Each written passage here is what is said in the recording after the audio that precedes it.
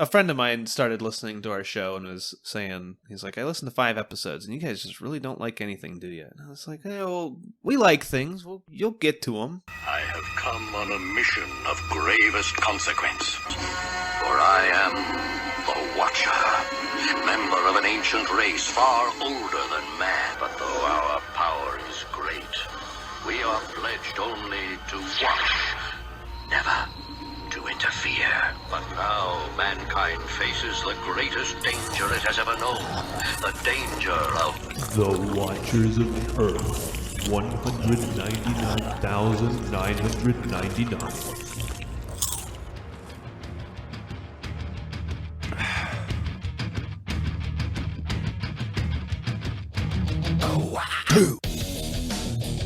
Welcome to the Watchers of Earth 199,999. I am your host, Andrew. Joining me, as always, is my co-host, Seth. I'm just throwing scissors. Our third co-host, Joe, couldn't be here today because he's hosting an awesome party at his parents' house. And our fourth co-host, Uatu, is here, but is sworn only to watch, never interfere. I'm here. I'm in spirit, I guess. Today we watched episode 2 of Miss Marvel, which originally aired on June 15th, 2022, directed by Mira Menon, written by Kate Gritmon. And in this 51-minute segment, Kamala and Bruno explored the source of her newfound powers just in time for a perilous adventure. So, Andrew, in a sentence or less, what did you think? I am worried that you're going to disagree because that's usually how it goes. I like this one. I was going to try and stick to sentences or less, like actually, but... That's what I used to do, and then... No, I didn't. No, you didn't. Ever. Never mind. I liked it. We'll get into the rest later. So, in usual fashion here, when you say, I think you're going to disagree, I'm like, well, why do you think so lowly of me? We always agree, unless it's like a thing that challenges our friendship to its limits. No, I thought this was a lot better. It certainly still had problems, but this worked a lot better for me than the first episode.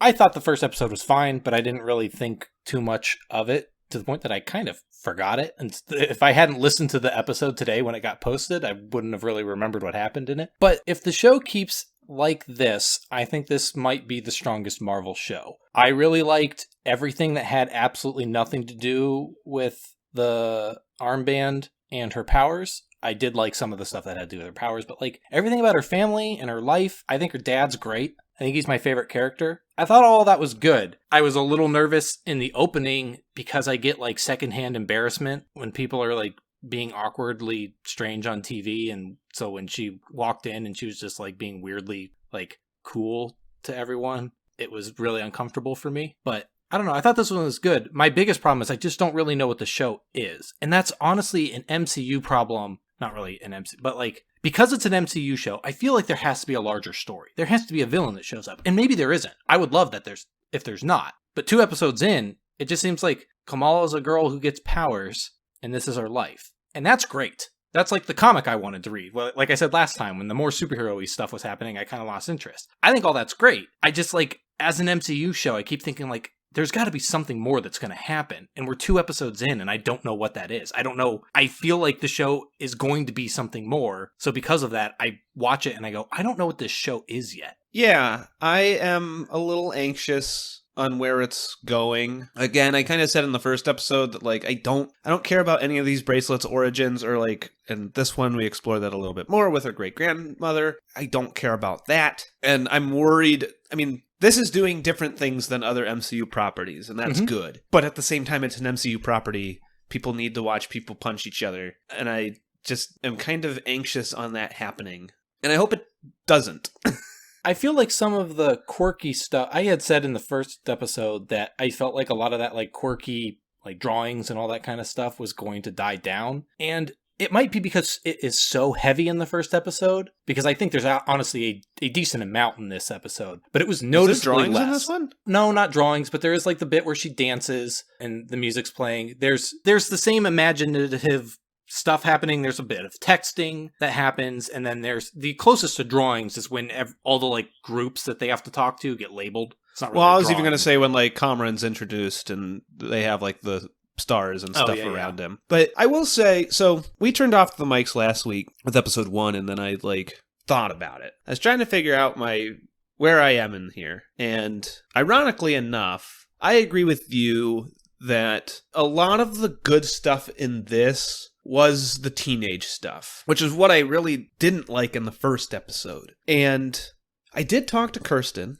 a high school math teacher, and she said that people in her school Bounce basketballs down the hall. like, it's not a huge urban school, but it's bigger than our, suburban Midwest school that we grew up in. But she said that, I mean, TV is hyperbolized and troped and stereotyped, but she said people do, like, walk down the halls with basketballs and, like, have sports stuff. So, apologies on my end. I was indeed wrong. I will also say that I think a lot of the stuff, because I think I even was talking to you more after we turned off the mics, where I was just like, am I a bad guy? And every time I have like, I learned this week that I will talk a lot on kind of anything. And if you don't care about something, you won't. And so I was just like, we have a lot of conversations. You just learned that? Well, no, but I think I realized that what's happening. I think it was today when you sent me something and you said, you probably don't care about it, like I don't care about it, but I need to mention this. And then I wrote a whole bunch and you were just like, here's a funny Twitter link. And I was like, you pitched this to me. Don't you want to talk? I was also like in the middle of work when I sent it, and that's how all this stuff goes. I sent it to you anticipating you not really have it, because I guess my thing is like you'll just like go off on stuff, but a lot of times I'll send you something and you'll just be like, I don't care, and I can tell you don't care. It's usually when you send a haha, and sometimes maybe it's because you're in a bad mood. Sometimes you'll just tell me that you don't care, and then I feel stupid for sending it to you, and that's what I thought that was going to be, which is why I prefaced it like that, because like for disclosure, I sent something about like the nuts that are obsessed with the Johnny Depp Amber Heard trial, and I care nothing about that trial. I care nothing about Johnny Depp and nothing about Amber Heard. I just don't care. But there is like something like fucking bird watching. I can't get over every time I go on Twitter and I see somebody posting like fucking batshit nonsense about how obsessed they are with the Johnny Depp Amber Heard trial. Like, it just stops me in my tracks. Like, I send you stuff every once in a while and you go through the comments and I'm just like, yeah, I literally just like saw the You're like, I saw tweet. A funny picture, man. Just look at the funny picture. For the love of Christ. And then I send it to you, and then you go through the comments and go down this rabbit hole. And I almost never go into comments unless it's something that makes me angry, and then I just want to like see people I disagree with. But those, like, I don't know why. I'll just like scroll through, and I'm like, every single one of you is a fucking maniac. I don't understand how you care. I don't understand why you're making fan cams. I don't understand why there's fucking YouTube things that say like Johnny blasted Amber in his trial, and then it's got a picture of Johnny Depp, but then like Amber's face is like one of those like cartoony like Photoshop frowny things, and then she's got like a little baby diaper on, and it's like a cartoon, and it's like fucking, it's like insanity. And I can't. Better hobbies. I can't. If for whatever reason, it's like my own personal zoo. I just like stare at these people, and I'm sitting there like eating popcorn. Like, you guys are fucking lunatics. But then again, what does that say about me? You're watching The Watchmen. But yeah, I mean, we both said stuff where it's just, neither of us care. And it's like, but I want to talk about this. And it's just like, I just don't care enough.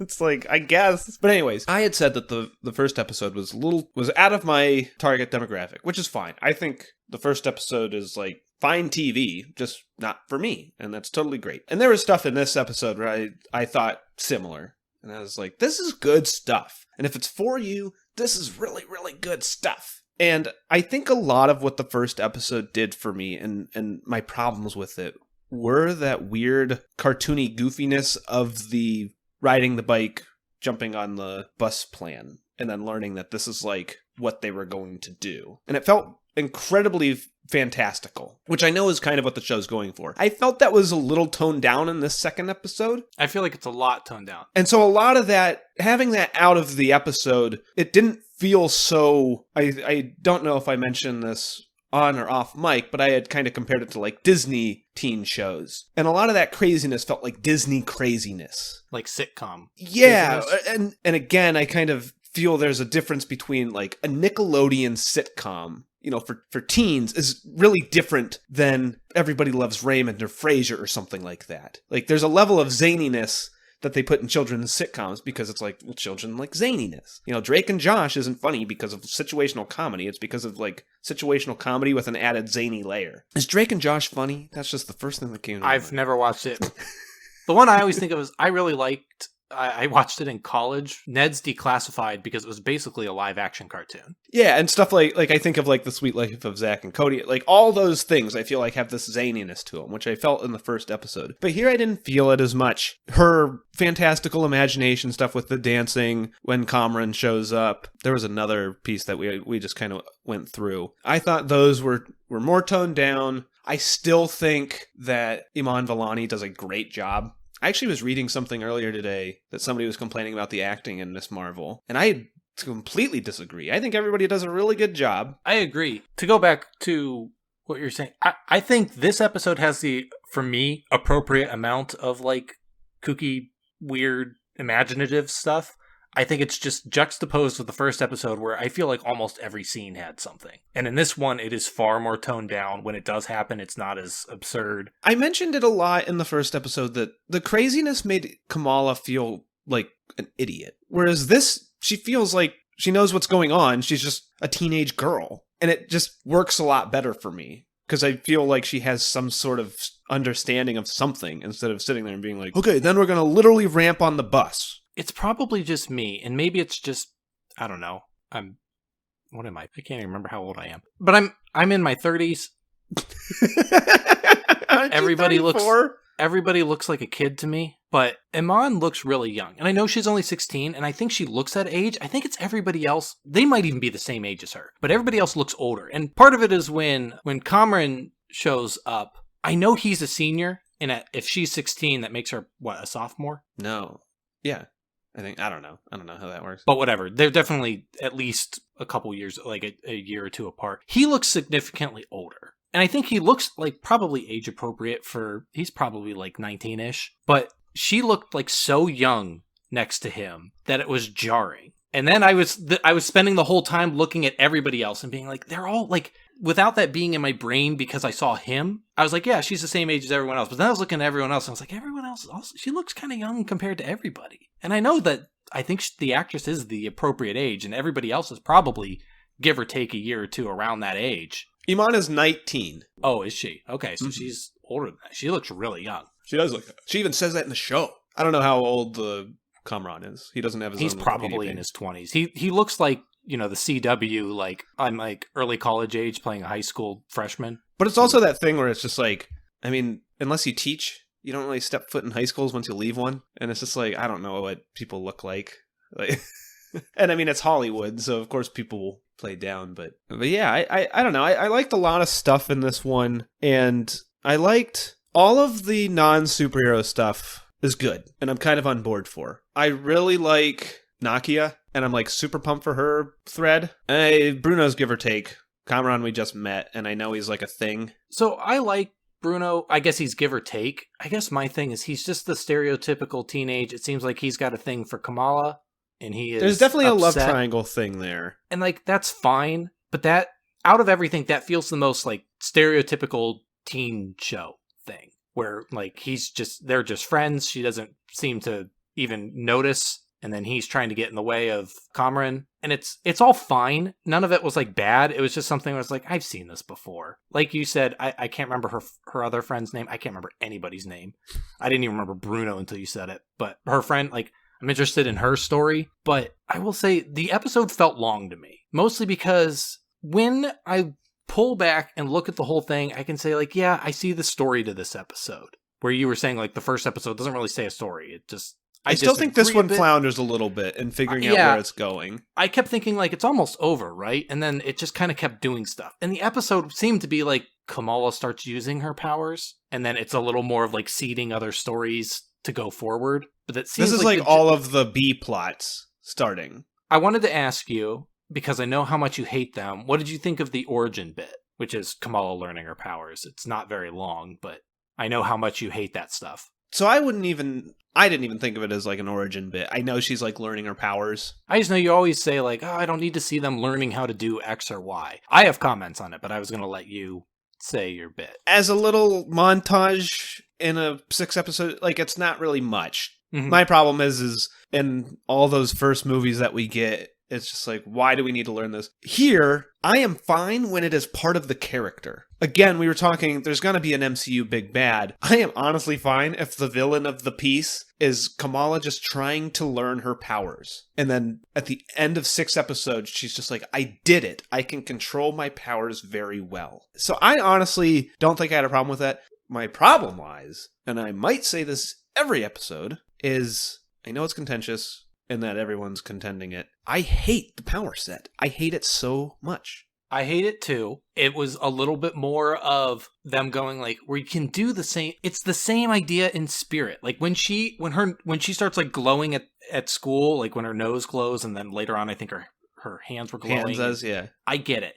It is technically the same thing as like she can't control her growy, shrinky powers. And so like, I don't know. I get it. But at the same time, like it is there in spirit. I understand, like they understand that like, yeah, it's getting the same general idea across, but like there is a vast difference between like I got cool sparkly crystal powers and my hand is way too fucking big. I hate the little video game platforms. That's stupid as all get out, especially when she has the idea to do it because she's watching Bruno play a video game. But my thing with the platforms really that irritated me is she has that whole training montage, which is only the platforms. She does not train to do anything else, if I remember correctly. It's only the platforms. But there's a whole bunch of, her trying to make the platforms and stand on them, and then they immediately break, and she keeps trying to do it over and over again. And we watch her try and do it again, and then Bruno's holding on to her when she falls, and she's like, yeah, don't let me down, and everything. Fine, whatever. The very next scene we see after he, like, sets her down, and then she, like, laughs because she was only, like, a foot off the ground, like Aunt May, that you hated in Spider-Man 3.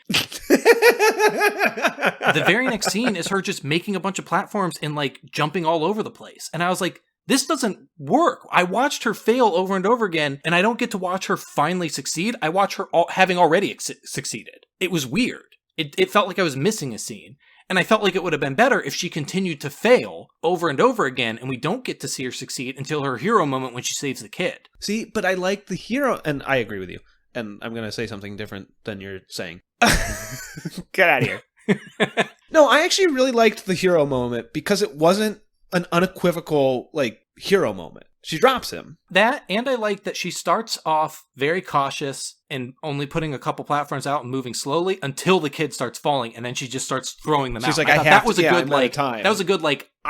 it's do or die. This is the hero moment. And I felt like that should have been the first time that she gets her powers to actually work, too. Is like under stress, in the time where she needs, and like, trial by fire. I like the kid kind of like hurting his ankle or getting hurt, and then her just kind of like not knowing how to deal with that and being like, oh, I thought I could do this, but I can't. I love this turmoil. More of that, please. If this 6 episodes, we complained about Spider-Man.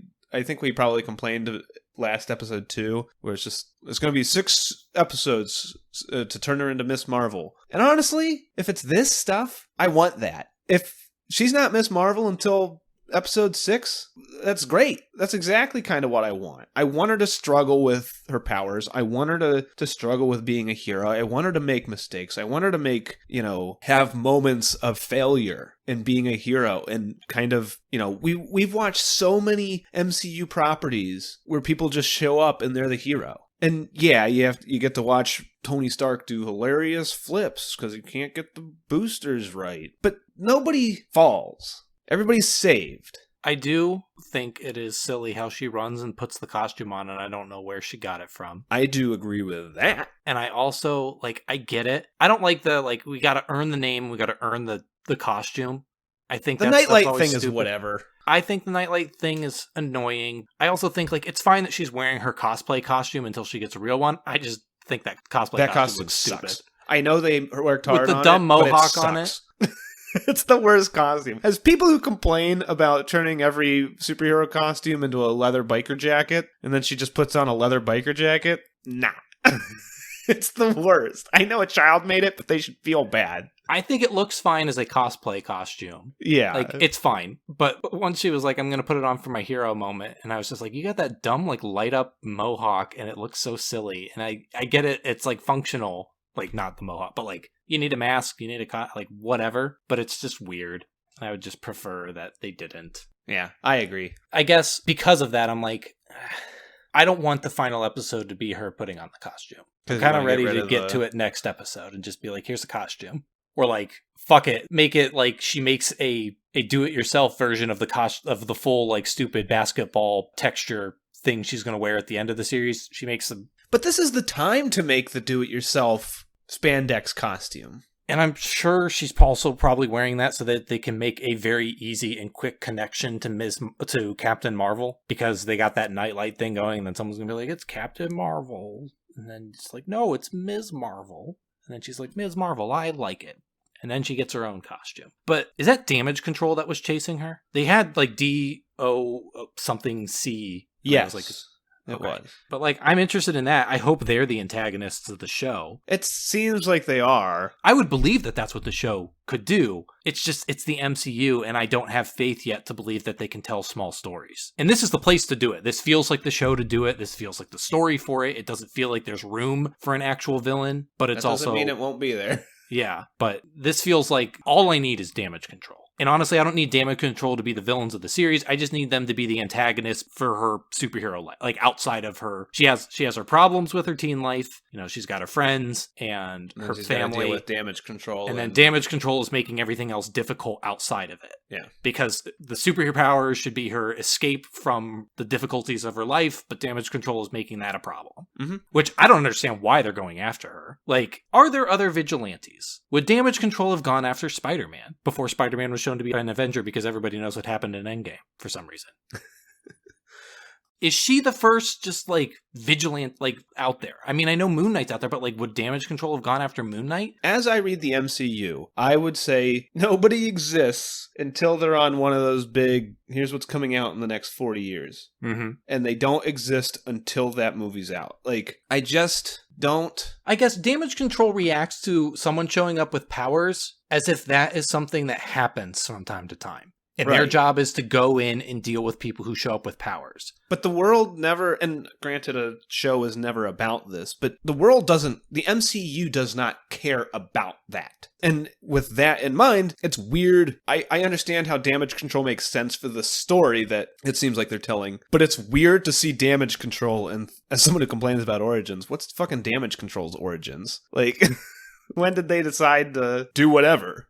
Damage Control. I mean, they show up in the first Spider-Man movie. They're the ones that take all the crap from Toomes. And they seem to be like, we clean up when the super stuff happens. But it's also like, we've never seen them outside of that as far as I can recall. I mean, they might be in the background of something, but for the most part... I think that's the only bit that I know of, but I forget all these movies. Yeah. But they're going after tech. They're not going after people. But like, it's just weird because it doesn't seem like super stuff is happening unless we see it in these movies. And so it doesn't seem like they'd be hunting people down. If someone showed up with powers, again, they don't react like, oh my gosh, someone showed up with powers. They're just like, oh, it's another super person. But I don't... Because it's not like an Ant-Man. Is that guy, the FBI guy or whatever, like, if he was Damage Control, what? What do you mean? Oh, you mean Agent Wu? Yeah. Like, if he was Damage Control, then at least we'd have precedent. But he's not. All this stuff is nitpicking, but it's also just, again, it's like the stuff is trying to do world building, and I'm trying to let it get there. It's like missing a bunch of steps. It's a fucking Akira blob. And just like things are growing at like different proportions, and I'm just like, no, Tetsuo! Anyway. As someone who complained about television high school, Zoe's party felt like a waste. Zoe's party may as well not have happened. Outside of, I think there's a good moment between Kamala and her mom, where she asks her mom, like, I thought it was going to be a no, but it seemed like a good understanding between the two of them. It felt different from the typical, like, my mom doesn't understand me. I want to go to a party. I got to sneak out again. That felt like a growth of earned. Characters there. It felt like a reasonable reaction. In fact, a forgiving reaction from her mother. It felt good of Kamala to kind of like ask permission and ask it meekly. I thought that was good. I just think the party itself may as well not have happened. It was a total nothing burger. And you had mentioned earlier that this episode felt a little long, and I agree. And I honestly don't quite remember. There was an exact moment where I sat there thinking, this episode is kind of floundering, and it's not really going in a direction. And I don't remember where that was. For me, it was a bit in the party, and I think it's right after the party, because they do the party, and it's basically just to meet the party Kamala. Only exists to have Kamran do a flip into a pool, and then I mean, the party just exists for away. Cameron to meet Kamala, which he could have done at school because he was already there. Well, and you want, which you could also do at school because everybody's already there, but it also introduces the love triangle with Bruno. But I mean, none of that had to be a party other than just be like, is it Zoe? I don't even know. The other girl. Yeah. It's to give Zoe like a bit more of her like weirdly, like completely nothing burger antagonist vibe. Like she's just kind of there in the background, not even paying attention to Kamala. And I don't think even Kamala really, it's just like, that's kind of what she is. She's like the antagonistic cool girl who isn't really antagonistic. It's just like she's in the other room doing stuff that we don't like. But she deserves to be cartoonishly smashed with a hammer. If the series ends with her accidentally getting hit by the real Thor's hammer, and that's how then it debuts Jane Foster as Thor, it won't, because they're cowards. It would be the best because they don't want these things to be connected on the wrong terms. But I felt it was getting a little long with the party, but I liked the stuff at the mosque, but that was where, when the mosque happened, it wasn't even really that I think that was when I thought like, this is long, just because not because that was long, but because I was like, what is the focus of this episode? Because it felt like it was showing me a lot of stuff. And then the mosque was happening, and the mosque didn't feel like B-plot, though. It felt like an important focus, which it should be, but I was just like, what's this have to do with the show? And I think that's on me, and I think it was me just like, nothing with that scene itself, it was just me struggling to figure out, like, does the show have a focus? Like, what is the story it's telling? And I honestly don't think it does yet. Again, the first episode felt very much Kamala's origin. Now she needs to figure out powers. This is who Kamala is. Boom, here we go. And then this episode introduced Kamran, which is the love plot. I think you're right that this is B-plot setup. Plus, like, the driving force of, like, superhero stuff, I think, seems to be happening in this one. But you're right. I think this episode is B-plot setup. Because then you have Nakia trying to do the elected position or whatever it is. Can I say that Nakia talking to Kamala's dad... so good. got a genuine laugh out of me. I think she's great. She is. But when he looks like so nervous and conflicted, like he might cry, and got she leaves, genuine, and then his buddy belly is like, laugh hey, what are you doing? Me. And he's just like super nervous. It's good stuff. I mean, all of her stuff I was so on board with. All the stuff in the mosque, the stuff in the bathroom. She like talks about her hijab and like what it represents to her whole like needing to canvas the mosque event. All of her stuff, I'm like so on board with her story, and I just like want to see her succeed. And I'm excited to see it intertwine a bit more. So I don't remember her talking about her hijab, but also I thought there were some weird sound mix. It might have been me. I don't know. There were multiple times I couldn't understand what people were saying. And I didn't turn on subtitles, and I was going to, but I think Disney Plus subtitles are really obtrusive. I think there was only one spot, and honestly, I don't know where it was for me. But I do remember wondering what somebody said. There's a bit in the mosque because they're whispering. Well, they're not even really whispering, but there's a bit in the mosque where I couldn't really understand them. There was something Bruno said. It might have been at the party. I think it's when he's talking to Kamran and he says something, but like I couldn't hear that. There were a couple bits, and when the damage control people were talking to, I already forgot her name. Zoe. Blair. When they were talking to Zoe, there was like a bit where I couldn't hear. And I was like, I should really turn on subtitles. I was having a lot of trouble hearing what people were saying in a couple individual scenes. So like, I don't remember her saying anything about her hijab. And it's probably in the mosque. That was in the bathroom after her like nose and hand issues. And then Nakia... when she was giving her a tampon? Yeah, and then after that, Kamala comes out of the stall, and then Nakia's like, in some groups I'm not white enough, and some groups I'm too white. My family can't look at me because of this and that. And it's just like, she mentioned something about when she puts on her hijab, she knows like who she is and like what her purpose is. Okay, I do remember her saying something about her knowing who she was, but I guess that must have been a bit where I couldn't hear something because I don't remember the rest of this. Yeah, I mean, that's kind of all it was. But like, I will say, in the first episode, it's all Kamala and Bruno. And again, what's her other friend's name? Nakia. I can't remember it. Nakia, Zoe, Bruno, Kamran, and then there's like a dude with glasses at the party that is just there. Oh yeah, and he shows up, and I was like, "Who the fuck are you?" And there's when Kamran leaves, he's like, he says everybody's name again, and I think a joke is that he gets him wrong. I think this is where I thought he only got Bruno's wrong. That might have been true, but I also didn't know who the glasses guy was. Nakia shows up, I think, in only like one scene in the first episode. I think she's in 2, but she doesn't really do anything. I mean, she talks to Kamala and... She's there, and I was like, oh, it's another friend, but then she's not there, because I thought they were going to be a trio, and then they weren't. It was just Bruno. And then they are in this one a little bit more. When the episode starts and she shows up after she like talks with Bruno, and then they like awkwardly try and keep her from finding out about her powers. I guess not really keep her, but they like don't, like, they were talking about that and then they like change subject and whatnot. And I was like, is she really just here to be a person that they have to keep the secret around? Because I was like, she wasn't really in the first episode, and it doesn't really, like, she just kind of like shows up here just to kind of like get them to stop talking. Like, she's there to shush. But then, I mean, she's kind of the focus of majority of the episode. I would agree. And I was more on board, and I think her friends, other than Glasses Guy, who I don't know who the fuck he is, which may or may not be a character, but it was weird that he was there. Like, he was basically like part of the group, and I was just like, who are you? You think he's gonna be like Red Dagger? But her friends, I think, are much better than I kept saying how in No Way Home, I didn't feel like MJ and Ned were anybody. They were like character voids. Mm-hmm. I feel like her friends are real characters here. I'm just as invested in them, a little less in Bruno's I was gonna say, I do love not triangle thing. care when he has his scene where he gets his free trip to California. I just didn't care.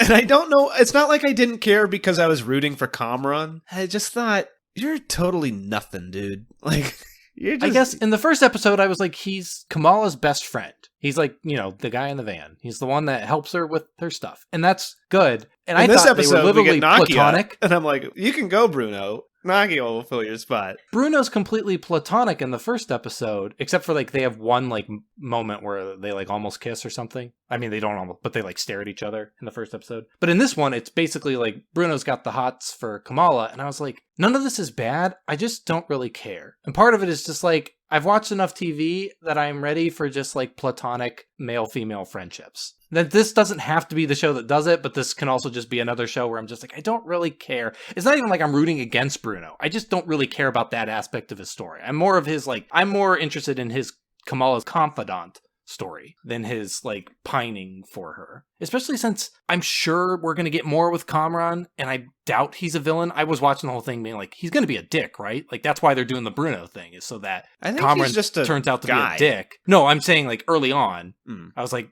Kamran's going to turn out to be a dick or something, and then, you know, she's going to realize she loves Bruno because that's how these always go. But then at the end, he's like, he's got connections to things and he knows Kamala has powers. And I was like, now I don't care about Kamran. I didn't care about Kamran at any point because I was just thinking he's the love interest, which is, I mean, fine. But kind of like with Bruno, they weren't doing anything interesting to me. They didn't really have... You know, you had mentioned Gonke and Ned, or not Ned. I was thinking Ned's declassified. MJ and Spider-Man, and it's Ned. It's not Gonke. It's Ned and MJ. Oh yeah.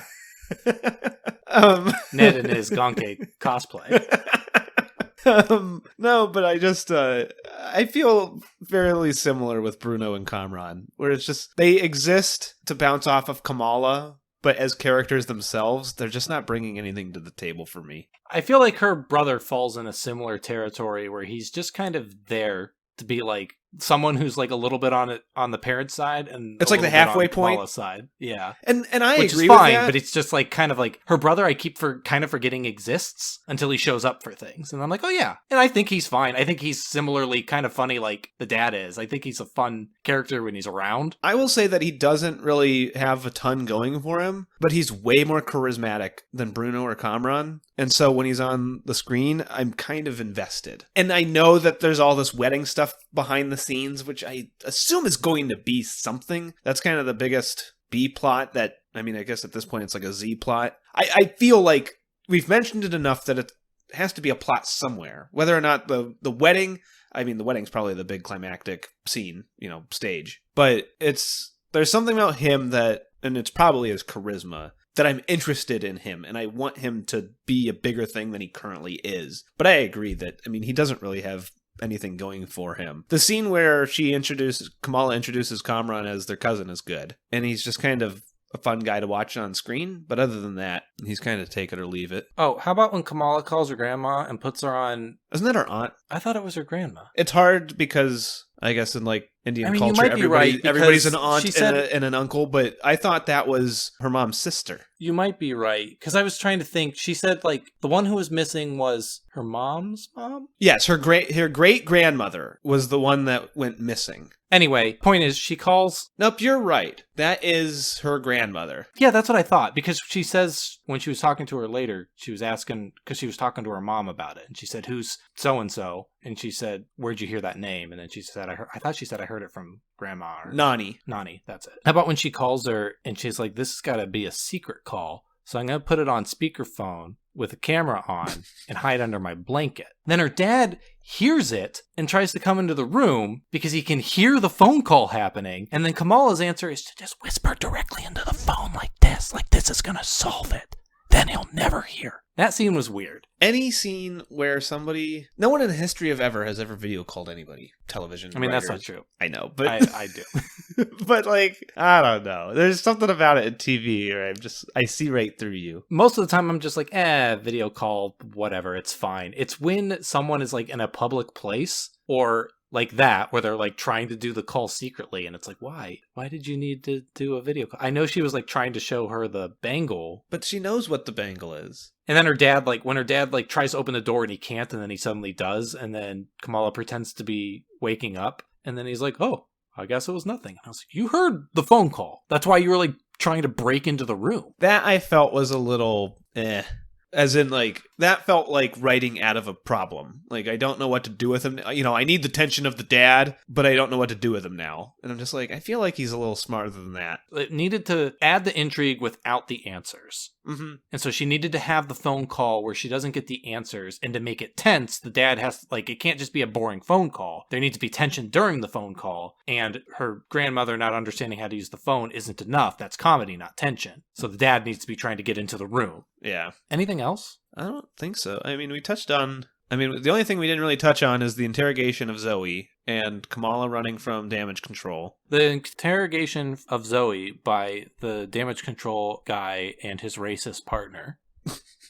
You have to know they're evil. Which, it doesn't really feel like there's a point to that scene other than to, bring the after credits scene into this episode so that they don't just, drop in out of nowhere at the end. Which, honestly, they could have just dropped in out of nowhere at the end.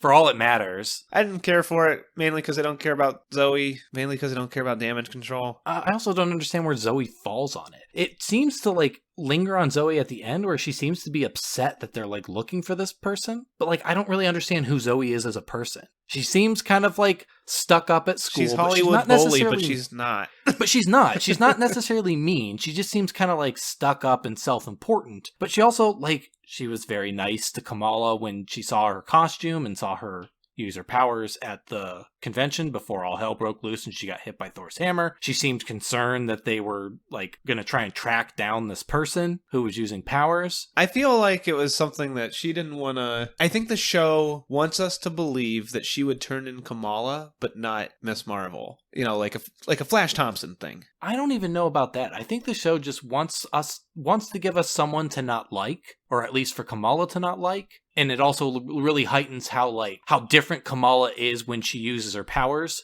because she is this girl who pays her no attention at school, gives her all the attention. I think that's all she's there for. And then she just has to also feel a little bad about it when they're interrogating her so that she can become Kamala's friend by the end of the season. Yeah. At the end, then they're then she's like, you're so cool, Kamala. It's like the Flash Thompson bit at the end of Amazing Spider-Man where he's wearing a Spider-Man shirt and Flash comes up to him and he's like, hey, sorry about your uncle. And then Peter's like, that's a cool shirt. And then Flash is like, I know, he's a cool dude. I don't know. He could be anyone. Man, woman. We don't know. For sure. When damage control chases her, Kamala does her little platform things, and she steps over all the damage control cars. You mean where she uses her powers perfectly? And I just thought, this is the scene where she grows big and steps over the damage control cars if she had her real powers. The platforms are stupid. They're dumb. If anybody else had them, they're fine. If someone was just I made my superhero Miss Magic, and she makes platforms and makes glowy hands and everything, it's fine. But I already know this character as having way more interesting powers than the weird MCU-ified version she has here. I'm just not on board with this The bracer powers thing. themselves are fine. They are doing exactly what surface level. They're doing exactly what they need to do. I just don't care. If I think about it, I can would see want- her original power set through them. Yes. They're just uninteresting to look at. It's way more interesting to me to watch someone like grow big and step over a bunch of cars than to make a bunch of little platforms and jump from them. Same thing. It'd also be fun. We're never going to see her shrinky dink, and I know we already have Ant-Man, but like, I don't know. it'd be fun to see her like shrink real tiny and then grow real big and then like stretch her limbs and do weird stuff. But instead, it's just like these powers are fine. They're serviceable. Again, They're just boring. Like you said, you can watch her powers here and see how they would be the appropriate powers. Because they do, surface level, they do exactly what they need to do. They are more or less interchangeable, just incorrect. Seth, give me 2 put-ups and a put-down. My first put-up is going to be, it's got to be Nakia's like storyline stuff. All of her stuff is good in here. My second put-up, and that's all I have to say about that, I guess. I don't know. I mean, I can gush over that all day. Not really, because I'll just say, oh, it's good. My second put-up is, it's going to be hard to find a second put-up because not because there's not anything else good in this, just everything else was, like we've been saying a lot lately, fine. Nothing was offensive. Oh, I guess, I like when Kamala saved the boy. The boy. I don't know why that's so funny to me right now. But I like how we talked about she, like, slow and steady, tried to reach him. I liked her kind of talking to kind of calm him down. I liked her trying to be a superhero and then it kind of going a little bit wrong and dealing with that. That was good stuff. My put down is going to be, I don't know. Actually, I do. I'm gonna pull a fast one on you here a little bit probably and say I really could not care less about Kamran showing up at the end and being like, I know you're Miss Marvel, here's my mom. And I just don't care. Why is that a fast one? Well, we didn't really talk about it a ton. It's because it's nothing. I don't even have anything. I think it's a thing. I know what it's doing. It's got to be a thing. We'll see it next episode. We'll continue on from there. But I just don't. I don't think we will care. What if they just never bring it up ever again? That's like the only time we see Kamran's mom. Kamran fucks off to his home planet. He's just gone. Yeah, they mentioned that he moves around a lot, and so they have to move, and like that's it. And now it's just her and Nakia because Bruno's in California, and Kamran and his mom are in California, and they're dating. Kamran and Bruno, not Kamran and his mom. My first put up is going to be like I said, I got a genuine laugh out of watching Kamala's dad being grilled by Nakia. Just absolutely perfectly canvassed. It is so well done. They're both doing great, and her dad is my favorite character. I have a soft spot. Like there's nothing truly unique about him. I have a soft spot for just a well-meaning dad. Yeah, the big bumbling friendly guy. I mean, the guy dressed up as the Hulk. Like, I know it's in the first episode when he's like, I'm going to go to the Avenger Con with you. And I understand that is an embarrassing moment for a teenager. But as someone who's grown up, and I can see through that, and I'm just like, what a nice, just well-meaning, wholesome dad. My second put up is going to be, I think, probably the hero moment. Like, when she just kind of she's very cautious up until the kid actually falls, and then she just kind of starts throwing platforms out and running towards them. I was like, that's a good moment. I just think it would have worked better if we didn't watch her just use her powers perfectly on the rooftop earlier, immediately after watching her fail over and over again. There's no transition. And so it feels weirdly, not necessarily unearned. It just feels weirdly juxtaposed. Does she? I don't quite remember the order of operations. Does she have control over it at the end of the montage? Yes. Okay. Because the last bit of the montage is her just making platforms and running in circles and just jumping all over the place. Oh yeah, she does parkour with them. That's right. Because I think at some point during our episode I was thinking that when she attacks the drone was before the superhero moment, but it's after. My put down is going to be I want to say the party because it's completely I almost nothing, said the party. but it's not fair to say the party. I think I'm going to go with you and say I also kind of don't care about Kamran and the car. Like, I'm interested in what it's going to say, I guess, but I guess it's not fair to say I didn't like it, though, because I didn't like it because I don't know what it's doing yet. And I just, like, don't necessarily care as much as I just, like, want an answer. I didn't like it because I don't care and I don't want He's probably going to have some kind of, like, was his mother who she saw when her powers faltered and she dropped the kid? Remember, someone appears, like, she, like, not really blacks out, purples out. Yeah, I don't know. I wondered that too, but because when it happened, I was like, that must be the woman that disappeared. That's what I was She thinking. kept seeing, like a shadowy version of it earlier, I think. I don't really remember when. When she was sitting at the table and she blacks out, she saw, like, a silhouette appear. I was thinking it was her great-grandmother. That's what I was thinking too, but then when I couldn't remember who that person was up or whatever, I was like, And then when the mom showed up, and the mom felt like a reveal, but I was like, I don't remember what the person who showed up in the portal thing looked like. I don't know if it's his mom, but when he's like, this is my mom, it felt like a reveal. Like, oh my gosh, it's this person you know. And I was like, was it the person in the portal? And if so, like, does that mean that's her ancestor? Does that person have it's probably next episode is going to be getting answers on what the bangle is, and like I want those answers just because I don't really care because I don't really care about the bangle. I would rather other part, but like I don't know, it's intrigue. I'd like the answers, so I think it's unfair to say that. So I think I'm gonna backtrack again. I'm gonna say it's the party. The party is a complete nothing. No, I take it back again. It's the opening scene where she's trying to act cool because it gave me like secondhand embarrassment. I can't do that kind of stuff. It makes me physically ill. I'm trying to find out. I figure somebody would talk about it. But somebody did say that the kid who Kamala saves is wearing Nakia's shoes. Oh, really? Yeah. That's good. It's good stuff. Yeah, I can't find it. I mean, I don't want to. I didn't like when everybody was like, ice cream pizza. What's that? Yeah, I mean, that was what it was, I guess, for me. It's just, I almost mentioned that in my put up where Marvel always has that thing that like diffuses the tension, but that didn't feel like the normal Marvel diffusion of tension. It felt like someone misunderstood the scene they were writing. Like, it's fine, but it was just like weird where he's like, I like ice cream pizza. And like her reaction where she's like, it's weird. I was like, that feels like appropriate Marvel diffusion of tension. But then like it like cuts to people on the ground and one guy's like, did he say ice cream pizza? And then later on when they're doing like the Instagram post, there's one that's like ice cream pizza. And I was just like, could anyone even hear this kid? When Kamran saves Kamala and is like, get in the car, I was like, okay. And then she takes off her costume and I was like, okay, she won't have a secret identity with him. And then the reveal was that it was his mom in the back. And it's like, uh-oh. And I was like, I don't care at all about any of this now.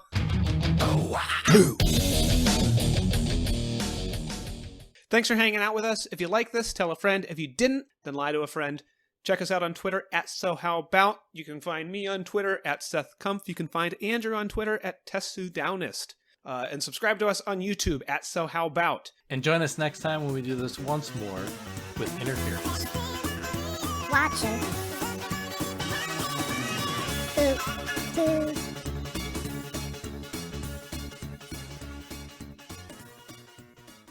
Seth, now that the mics are off, what are we watching next week?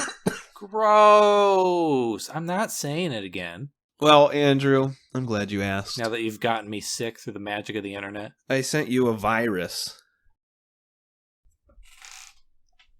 Nothing.